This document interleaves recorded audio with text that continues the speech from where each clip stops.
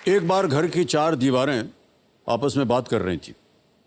एक ने दूसरी से कहा कि ये घर हम पर ही टिका हुआ है। छत ने यह बात सुनकर कहा कि मेरी वजह से ये घर सर्दी, बारिश, धूप से सुरक्षित रहता है। इसलिए हे दीवारों, इस घर के साथ साथ तुम भी मुझ पर टिके हुए हो।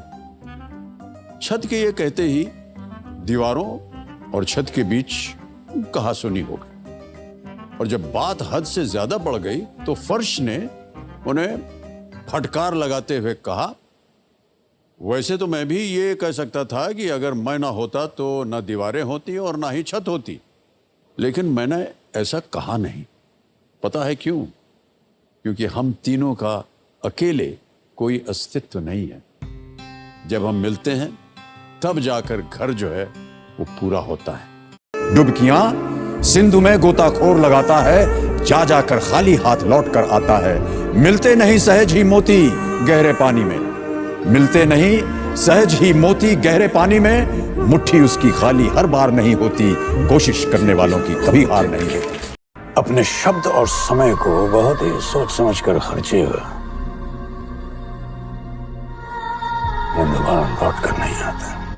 गलती करने के बाद आप सिर्फ 3 चीजें कर सकते हैं: गलती को मानना, गलती से सीखना और दोबारा उस गलती को कभी न करना। गुजर रही है जिंदगी कुछ इस तरह जैसे इसे किसी की सहारे की आरज़ू भी नहीं।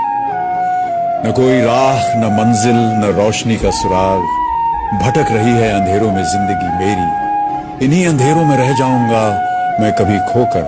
मैं जानता हूं मेरी हमनफस, मगर यूं ही कभी कभी मेरे दिल में खैर न पाए। एक प्रेरक सीख जो हमें यहाँ मिली है वो ये है कि हमारे पास ज्ञान और अनुभव चाहे कितना ही क्यों ना हो, वो कभी भी इतना नहीं हो सकता कि उससे हमारे जीवन में हर समस्या का समाधान मिल सके।